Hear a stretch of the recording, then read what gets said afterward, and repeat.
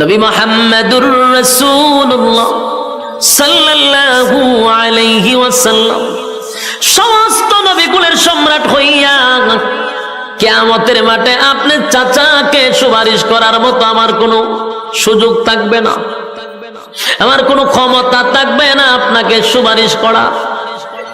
তাই চাচা বিদায় হওয়ার এক মুহূর্তে একটা বারের জন্য আমার কানে কানে কালেমা পড়ায়া শোনায়া দেন।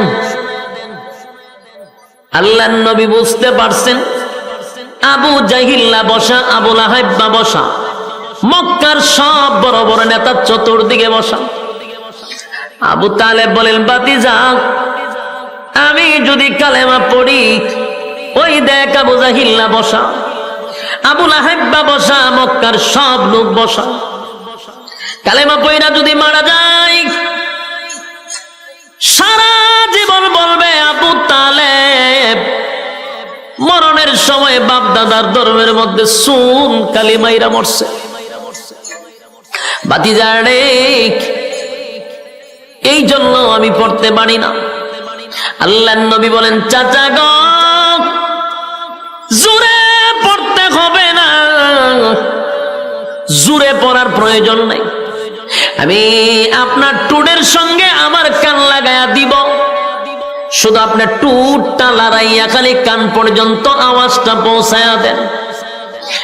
একবার শুধু কালেমার আওয়াজটা টুট লড়াইয়া আমাকে বুঝায়া দেন। ওয়াদা দিলাম, ওয়াদা দিলাম, কিয়ামতের কঠিন ময়দানে আপনার চাচাকে ছাড়া আমি নবী জান্নাতে যাব না।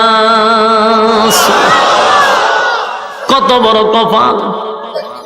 আবু তালেবের কত বড় কপাল ছিল! আবু তালেব এত বড় সুযোগ পাওয়ার পরেও, এত বড় একটা সুযোগ পাওয়ার পরেও আবু তালেব বলেন, বাতিজা রে, আমি তোমারে কলিজার থেকে মহব্বত করি, আর জীবন দিয়ে তোমারে ভালোবাসি, আমি তোমারে ভালো করে চিনি, তুমি যে পয়গম্বর সেটা আমি জানি, তুমি আল্লাহর পয়গম্বর আমি জানি রে বাতিজা, তাই তো আমি তোমারে সন্তানের চেয়েও বেশি মহব্বত করছি। বাতিজা শুধু এখানেই নয়, আমি আরো জানি তোমার কালেমা যদি আমি না পড়ি চিরস্থায়ী আমি জাহান্নামে যাব, সেটাও বাতিজা আমি জানি। বাতিজা আমি আরো জানি, আরো জানি তোমার কালেমা যদি আমি পড়ি আল্লাহ তুই জান্নাতে যাব, সেটাও জানি। সুবহানাল্লাহ। বলুন আবু তালেব জানতো কিনা দিন ধর্ম ইসলাম সঠিক, নবী পয়গম্বর সঠিক, কোরআন সঠিক, সব জানতো। এরপর আবু তালেব বলেন, আমি সব জানি, কিন্তু আমি কালেমা পড়তে পারলাম না রে বাতিজা, তোমারে মহব্বত করি, তারপরেও আমি কালেমা পড়ব না, কারণ আমি যদি কালেমা পড়ি সমাজের মানুষ সারা জীবন আমারে বলবে বাপ দাদার ধর্মের মধ্যে সুনকালি লাগাইছে,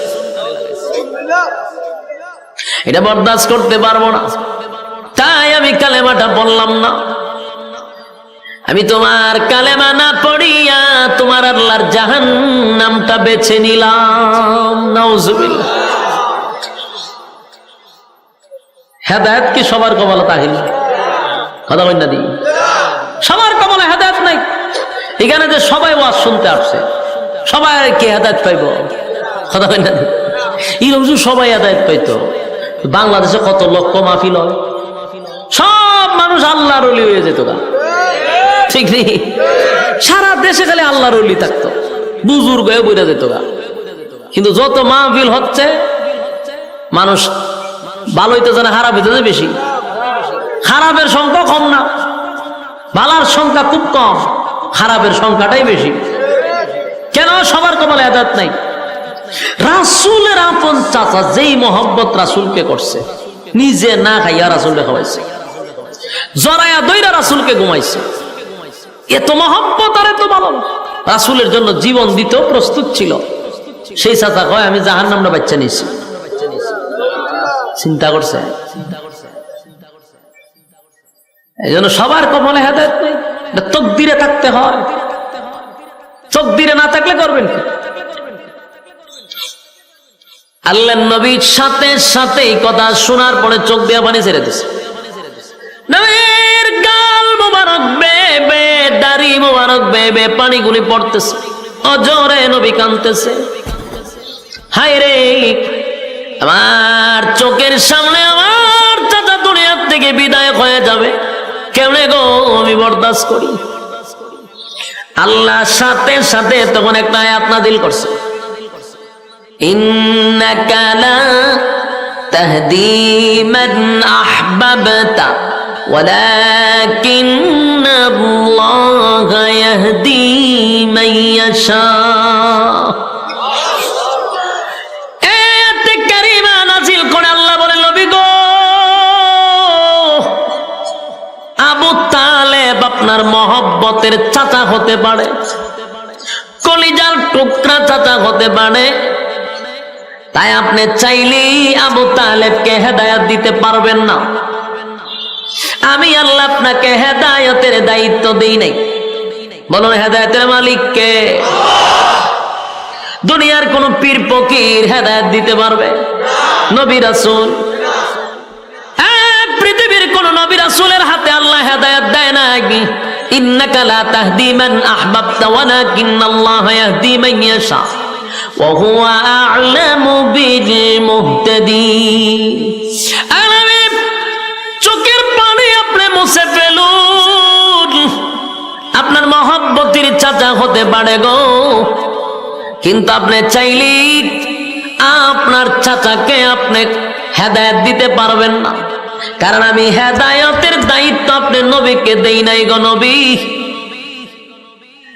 আপনি যতই চেষ্টা করেন, আমি আল্লাহর সিদ্ধান্ত আবু তালেব রে হেদায়েত দিব না। আল্লাহ হেদায়েত দিবে না। রাসূল কান্দে, আল্লাহ খাইন্দা লাভ নাই। আপনি যতই কান্দেন, আমি তারা হেদায়েত দিব না। কেন দিবে না? এটা লম্বা আলোচনা, আমার এই দিকে যাওয়ার উদ্দেশ্য না। যেটা বুঝাইতে চাচ্ছি, আবু তালেব মারা যাওয়ার পরেই শুরু হইল রাসূলের উপরে নির্যাতন। এতদিন তো সাহাবায়ে কেরামরে মারছে, এতদিন তো সাহাবায়ে কেরামদের উপরে নির্যাতন করছে, আর রাসূলের উপরে টাচ করার সাহস পাইছিল না। আবু তালেব মারা যাওয়ার পরেই খাদিজাতুল কুবরা মারা গেল, আবু তালেবও মারা গেল। সবচেয়ে কষ্টের এই সময়টা রাসূলের। তখন রাসূলকে তারা পাথর মারতে শুরু করলো, রক্তাক্ত করলো আল্লাহর রাসূলকে। গোটা মক্কা নগরীতে যারা কালেমার দাওয়াত গ্রহণ করছে তাদের উপরে নির্যাতন আর নির্যাতন। নবীর শরীর থেকে রক্ত জড়ায়। সাহাবায়ে কেরাম নবীর কাছে গিয়ে বলে, হাবিব, ও আল্লাহর পয়গম্বর, আল্লাহর কাছে একটু বলেন না গো, আসমান থেকে যেন আমাদেরকে সাহায্য করে। আমরা আর বরদাস্ত করতে পারি না, আর সহ্য করতে পারি না, আর সহ্য করতে পারি না, একটু আল্লাহর কাছে বলেন। নির্যাতনের শিকার সাহাবায়ে কেরাম, জ্বলন্ত কয়লার মধ্যে সাহাবায়ে কেরামদেরকে শোয়া দেয়, জিহ্বার মধ্যে পেরাক মেরে দেয়। একটাই অপরাধ, লা ইলাহা ইল্লাল্লাহর স্লোগান দেওয়ার কারণে জিহ্বার মধ্যে পর্যন্ত পেরাক মেরে দিছে। এত নির্যাতন, নির্যাতনের শিকার যখন হয়ে গেল, তখন আল্লাহ নির্যাতিত মুসলমানদেরকে সান্ত্বনা দেওয়ার জন্য আমার তেলাওয়াতকৃত সূরা বুরুজ নাজিল করে দেয়। এই সাহাবায়ে কেরাম সবাইকে সান্ত্বনা দেওয়ার জন্য আল্লাহ তখন সূরা বুরুজ নাজিল করে। সূরা বুরুজ নাজিল করে। 4টা কসম করছে আল্লাহ। কয়টা কসম? আরো জুড়ে, হ্যাঁ সবাই মিলে কন। 4টা কসম করছে আল্লাহ। সূরা বুরুজ নাজিল করছে সান্ত্বনা দেওয়ার জন্য নির্যাতিত মুসলমানদেরকে। আল্লাহ সান্ত্বনা দিতেছে, সান্ত্বনা দেওয়ার আগেই আল্লাহ চারটা কসম করছে। কয়টা? আল্লাহ সূরা বুরুজে বলেন ওয়াস-সামাই যাতিল বুরুজ, কসম দুর্গ বিশিষ্ট আকাশের, তারকা আকাশ যেটাই বুঝেন, নক্ষত্র, আল্লাহ বলেন কসম, তারকার কসম, নক্ষত্রের কসম। ওয়াল ইয়াউমিল মাউউদ, আল্লাহ বলেন কসম পরকালের, যেদিন আমি আল্লাহ বিচার করব, পুনরায় তোদেরকে আবার জীবিত করব, সেই কিয়ামত দিবসের কসম। ওয়া শাহিদিন ওয়া মাশহুদ, আল্লাহ বলেন জুমার দিনের কসম, আরাফার কসম। এই চারটা কসম আল্লাহ করছে। ওয়াস-সামাই যাতিল বুরুজ ওয়াল ইয়াউমিল মাউউদ ওয়া শাহিদিন ওয়া মাশহুদ। কয়টা কসম? চারটা কসম করছে আল্লাহ। চারটা কসম করে আল্লাহ বলেন কুতিলা আসহাবুল উখদুদ। চারটা কসম করে আল্লাহ যে কথাটা বলছে, এই পয়েন্টটাই আপনাদের স্মরণ রাখতে হবে। যদি আলোচনা শুনতে চান তাহলে সামনে বোঝার জন্য এই পয়েন্টটা খুব জরুরি।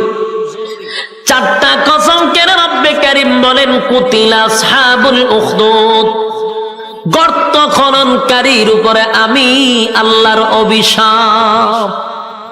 কার উপরে অভিশাপ? গর্ত খননকারীর উপরে আমি আল্লাহর অভিশাপ। বলুন কার উপরে অভিশাপ? গর্ত খননকারীর উপরে আল্লাহর অভিশাপ। এই কথাটা আপনাদের স্মরণ থাকতে হবে। এই এতটুক কথা স্মরণ না রাখলে সামনের আলোচনা বুঝা বড় কঠিন হবে। খুব মনোযোগ দিয়ে শুনবেন। আল্লাহ 4টা কসম কাইরা একজন জালেমকে আল্লাহ অভিশাপ দিছে। গর্ত খননকারী জালেম, আল্লাহ বারবার বলেন গর্ত খননকারীর উপরে আমি আল্লাহর অভিশাপ। তাও 4টা কসম করে বলছে অভিশাপ, কসম অভিশাপ, কসম অভিশাপ, কসম অভিশাপ। গর্ত খননকারী, এই জায়গাত ওয়াজটা রাখেন। এরপরে আসুন এই সূরা নাজিল হইল কেন বলেন? নির্যাতিত মুসলমানদেরকে সান্ত্বনা দেওয়ার জন্য। হেডলাইন মুখস্থ রাখতে হইব। আপনারা আমার আনছেন অভিগঞ্জ থেকে, হত্যিকা গিচ্ছা উনবার লেগে আনছেন নি? গল্প, কাল্পনিক কথা, হ্যাঁ ফিসা উড়া গেছে সাগরে, ওই নদীর পার, ইটা উনবার লেগে নি? খবর ভেঙে আছে, আগুন লেগেছে, ওটা দৌড় মারছে, ইটা উনবার লেগে আনছো? তাহলে একটু মনোযোগ দিয়ে শুনেন। যদি মনোযোগ দেন খুব সহজে বুঝবেন। এই পয়েন্টগুলো ইয়াদ রাখবেন। 4টা কসম করে নির্যাতিত মুসলমানদেরকে সান্ত্বনা দেওয়ার জন্য আল্লাহ সূরা বুরুজ নাজিল করছে। আমি যদি আপনাদেরকে জিজ্ঞাসা করি আল্লাহ সূরা বুরুজ কেন নাজিল করছে, আপনারা বলবেন নির্যাতিত মুসলমানদেরকে সান্ত্বনা দেওয়ার জন্য নাজিল করছে। কসম কয়টা কাটছে? 4টা। 4টা কসম করে অভিশাপ কারা দিল? গর্ত খননকারীর উপরে আল্লাহর অভিশাপ। এখন আসুন আমরা পয়েন্ট বোঝা দরকার। প্রথম প্রশ্ন হলো, যদি নির্যাতিত মুসলমানদেরকে আল্লাহ সান্ত্বনা দিচ্ছে সূরা বুরুজ নাজিল করে, মানলাম, কিন্তু সূরা বুরুজের ভিতরে কি এমন ঘটনা আছে যেই ঘটনা শুনাইয়া সান্ত্বনা দিছে? ঘটনাটা তো জানা দরকার। কথা বলতে যে এমন কি আছে সূরা বুরুজের ভিতরে যেটা শুনাইয়া নির্যাতিত মুসলমানদেরকে আল্লাহ সান্ত্বনা দিল? এই ঘটনাটা তো শোনা দরকার। এই ঘটনাটাও কোনো গল্প নয়, কোনো গিচ্ছা নয়, তাফসীরের ভিতরে এই ঘটনাটা আল্লাহ উল্লেখ করছে। এই ঘটনা কি? রাসূল দুনিয়াতে আসার 90 বছর আগের ঘটনা। রাসূল দুনিয়াতে আসার কত বছর আগের ঘটনা? 90 বছর আগের ঘটনা। এই সময় রাসূল দুনিয়াতে নাই। এই 90 বছর আগের ঘটনাটা আল্লাহ সূরা বুরুজের ভিতরে ঢুকাইয়া তখনকার নির্যাতিত মুসলমানদেরকে সান্ত্বনা দিছে। এখন আপনাদের প্রশ্ন, 90 বছর আগে কি ঘটছিল? ঠিক না? 90 বছর আগে ঘটনাটা কি? তা 90 বছর আগে একটা ঘটনা ঘটছিল। 90 বছর আগে তখনকার সময়ে একজন জালেম শাসক ছিল। কি ছিল? জালেম শাসক। জালেম শাসক ছিলেন। জালেম শাসকের কাজ হইল কারণে অকারণে মানুষের উপর নির্যাতন করা। আমনে কথা বললেই আপনার উপর নির্যাতন করা, কারণে অকারণে আপনাকে হয়রানি করা, এটা হলো জালেম শাসকের কাজ। তখনকার যুগে একজন জালেম শাসক ছিল, সে নিজেকে খোদা দাবি করত, বলতো আমি তোমাদের রব, আমি তোমাদের প্রভু। যারা তাকে খোদা মানত না তাকে তারা হত্যা করত। এই প্রভু নিজেকে খোদা দাবি করত, হয়তো আমি তোমাদের রব, আমি তোমাদের প্রভু। তারে যে খোদা মানত না তারে হত্যা করত। আমার কথা বুঝতে জন্যই কত বড় জালেম, কত বড় জালেম শাসক। তখনকার যুগটা ছিল জাদুবিদ্যার যুগ, জাদুবিদ্যা বেশি চলতো।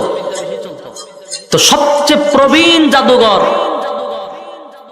সে বৃদ্ধ হয়ে গেছে, বুড়ো হয়ে গেছে। তো সে একদিন বাদশাকে বলল যে আমি যদি মারা যাই তা আমার এই জাদুবিদ্যা তো আরেকজনের শিখাইয়া যাওয়া দরকার, তাই আমাকে আপনি একজন মেধাবী ছাত্র দেন যারে আমার এই আগাম কুগাম শিখাইয়া যাওয়ান যায়। তো বাদশা চিন্তা করলো কথা তো ঠিক, একটা মেধাবী ছেলে তালাশ করে বাইর করছে, বাইর করে এই বৃদ্ধরে দিছে যে এরে তুমি জাদু শিখাইও। বৃদ্ধ যা শিখছিল তা যুবকরে শিখানোর চেষ্টা করা শুরু করছে। যুবক তার বাড়ির থেকে প্রতিদিন বৃদ্ধর কাছে যায় জাদু শিখতে। একদিন রাস্তার মধ্যে দেখে এক হুজুরে ওয়াজ করে। মনে করেন আপনার এই রাস্তা দিয়ে যাইতেছে, দেখে আমি কেন ওয়াজ করি, হেওয়া ফ্যান্ডেলও বইছে, এরকম বিষয়টা। তো ফাদ্রিয়ে ওয়াজ করে, যুবকে জাদুবিদ্যা শিখতে যাবে, মাঝখানে হুজুরের ওয়াজ শুনতে বসছে। ওয়াজ শুনে দেখে ভালোই তো লাগে, খারাপ না, আর একটু বই। এই বইতে বইতে কয়েক মিনিট বসছে, 10-15 মিনিট ওয়াজ শুনছে। শুননা যুবক আবার চলে গেছে জাদু শিখতো। তো প্রতিদিন সে জাদুবিদ্যা শিখতে যায় আর দে হুজুরে বইয়ে ওয়াজ করে। আর তারও হুজুরের প্রতি এমন এক আকর্ষণ ঢুকছে, সেও চিন্তা করলে যে না, হুজুরের কথা বড় মজা, আমি একটু শুনি। দেহে হুজুরে ওয়াজ করে একত্ববাদী খুদার। আর তখনকার মানুষ খুদা মানত কারে? এই কয়েকজনে ওয়াজ বুঝতে যায় আর বাকি সব আমার মুখের ভাই যাই রয়েছে। উত্তর না দিলে বোধ ওয়াজ বুঝুন না, আপনারা ওয়াজ বুঝতে শুননি, 2-1 ভাই যে ওয়াজ বুঝতেছে। বাকি দেশের সব জনগণ খুদা মানত জালেম শাসককে।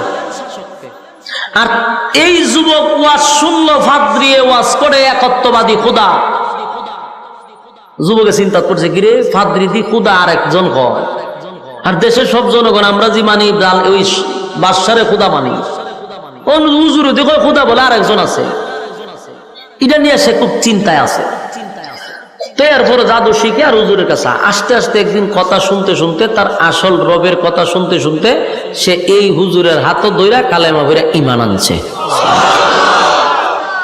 ঈমান আনছে, আনার পরে প্রচুর স্টাডি করতে শুরু করলো, গবেষণা শুরু করলো, ভাবতে শুরু করলো।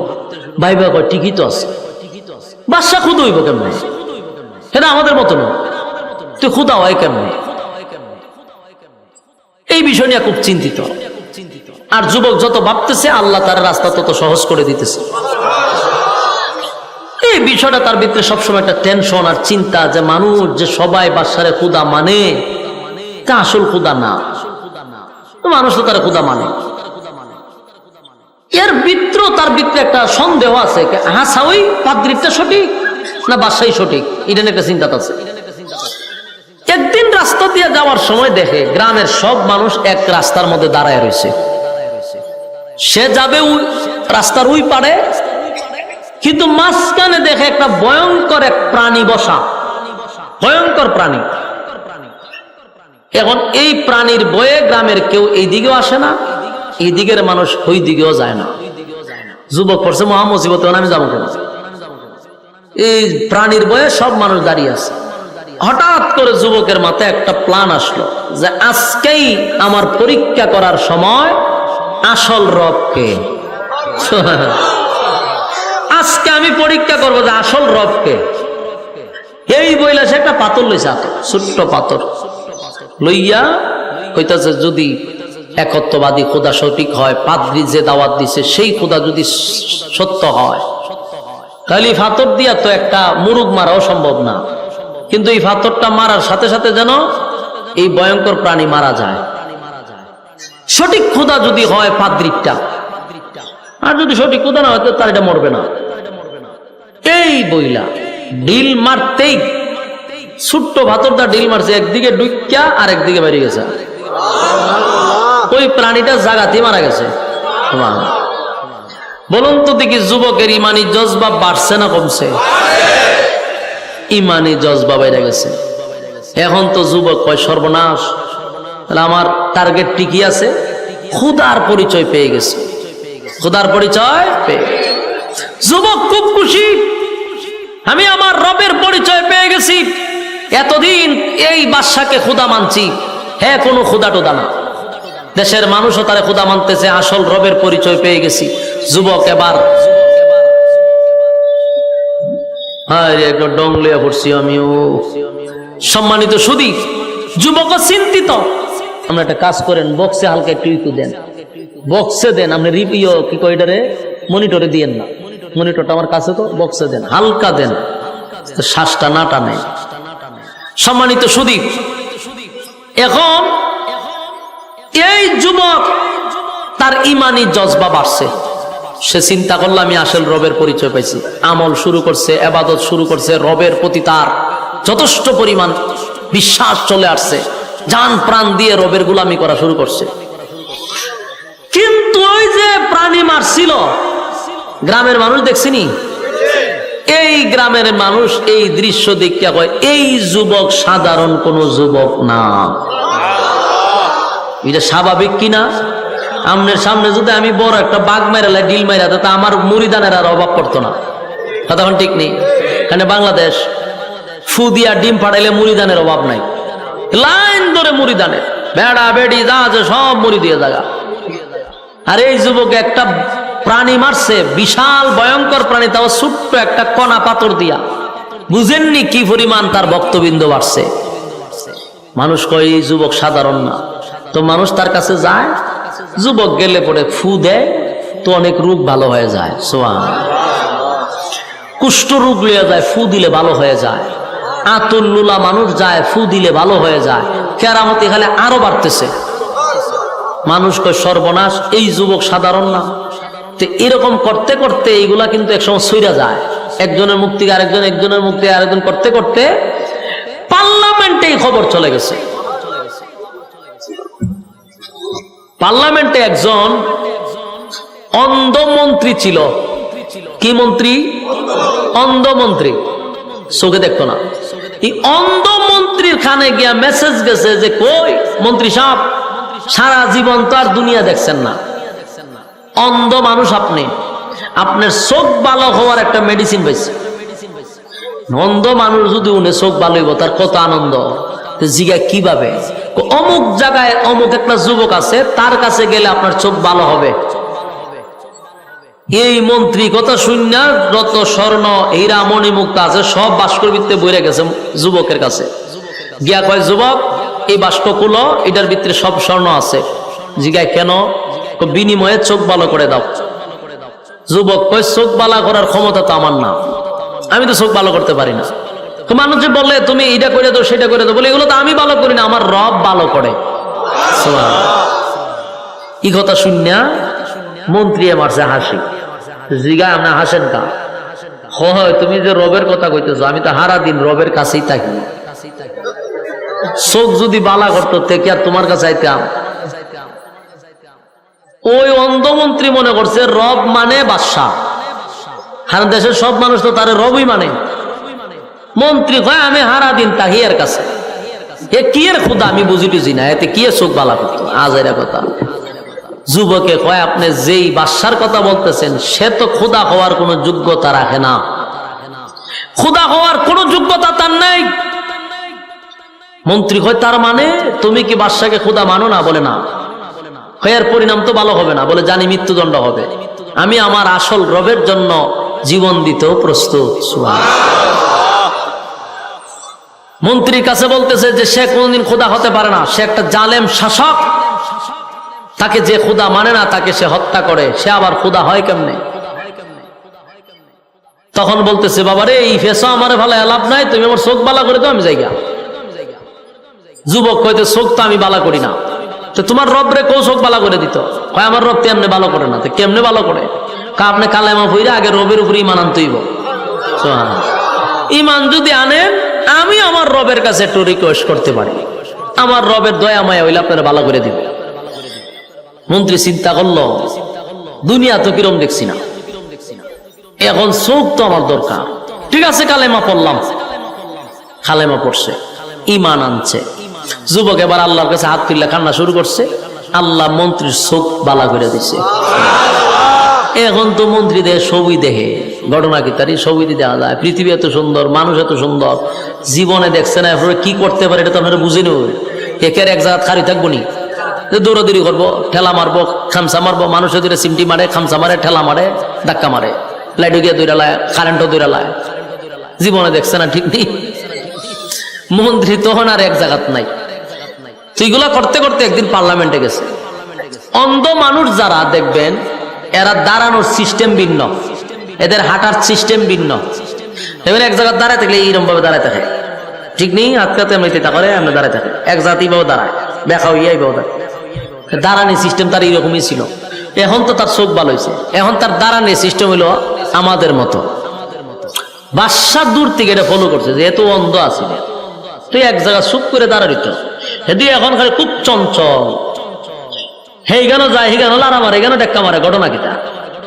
মন বাদশা ডাক দেখ, ওইদিকে আয়, তুই কি চোখে দেখস?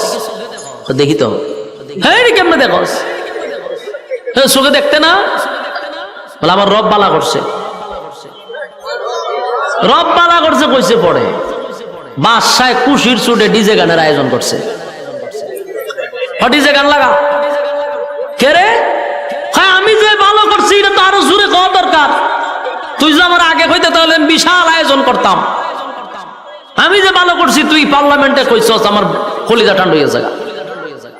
মন্ত্রী কয়, তুই কি আসলেই খোদা?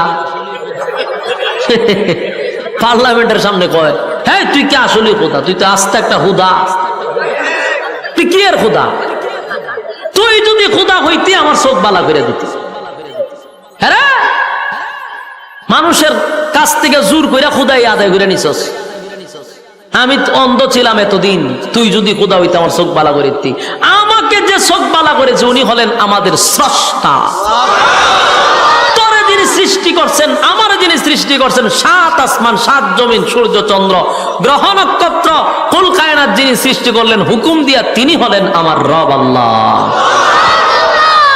বাদশার মেজাজটা গরম হয়ে গেছিল, চান্দি ফুড়া গরম। তারে খোদা না মানলি সে হত্যা করে, আর এটা তার ইগুতে লাগছে মারাত্মক লজ্জা। এত মানুষের সামনে পার্লামেন্টে বৈশা একজন দেশের বাদশাকে এইভাবে বেজ্জতি করা, অপমানি করে, এটা কি মেনে নিব বাদশা? বাদশা কয় এর গ্রেপ্তার কর। গ্রেপ্তার করলো, এর রিমান্ডে নিয়ে ফিডা, রিমান্ডে নিয়ে মায়ের শুরু করলো। মারতে মারতে মারতে জিগায়, কত তোরে কে কালেমা শিখাইছে? ফিডার সোডে হয় আমারে যুবকে শিখাইছে। যুবকরে গ্রেপ্তার করে আনছে, আইনা যুবকরে ফিডা শুরু করছে। ফিডাইতে ফিডাইতে যুবকরে তোরে কাটা কালেমা শিখাইছে, হয় হাত দিয়ে শিখাইছে। হাত দিয়ে গ্রেপ্তার কর, হাত দিয়ে তুলছে ফিডা, মানে যে শিখাইছে এর ফিডা। এইভাবে মায়ের শুরু করছে। কারণ আমি আগেই বলছি, সে কি জালেম শাসক। সে কি শাসক? জালেম শাসক। তিনজনে ফিডাইতে ফিডাইতে লাস্টে কয়, তিনজনে তো ইচ্ছা মতো ফিডাইছি, এখন ক তোরা রবকে। তিনজনের কয় রব হলেন আল্লাহ, যিনি আমাদেরকে সৃষ্টি করছেন। বাদশা কিরে এত ফিডা গেল কো? কয়াম নইতো না। মন্ত্রীর মাথার উপরে একটা করাত রাখছে। করাত চিনুন না আপনারা? বুলার মানুষ গাছ দেখাটে, এই করাত মাথার উপরে রাখছে। রাখা কয়, মন্ত্রী যদি তুই আমাকে রব বলে স্বীকার করস ছেড়ে দিব, আর যদি স্বীকার না করস করাত দিয়া মাঝখান দিয়া দুই ভাগ করব। কিতা বুঝলেন? আমরা এখানে যারা বসা, আমি বক্তা সহ, আমরা মাথার যদি একটা খরাত রেখা হয়, আমরা একটা টান দিব, আমরা ইমান থাকবো নি? ডাইরেক্ট কব আমার 14 গোষ্ঠী হিন্দু আছেন, জয় শ্রীরাম হয়ে দূর শুরু করবো। ইমান ইগানই শেষ। আমরা যে তালের ইমান 5 টাকার একটা সার কাছে আমরা ইমান বিক্রি হয়। বাস্তব না বাস্তব? বুড়া বুড়ি আইলে দেখবেন, হ্যাঁ চা খাইছে এক চেয়ারম্যানের কাছ থেকে, চেয়ারম্যানের জিগায় বুটটা কারা দিবে, চা দিয়ে আপনি খাওয়াইছেন, বুট তো আপনারই দিব। ই চেয়ারম্যান খালি গেছে আর এক চেয়ারম্যান আয়া ঢুকছে, হের ভিত্তে জিগায় বুট কারে দিবি, চিন্তা ভাবনা আছে।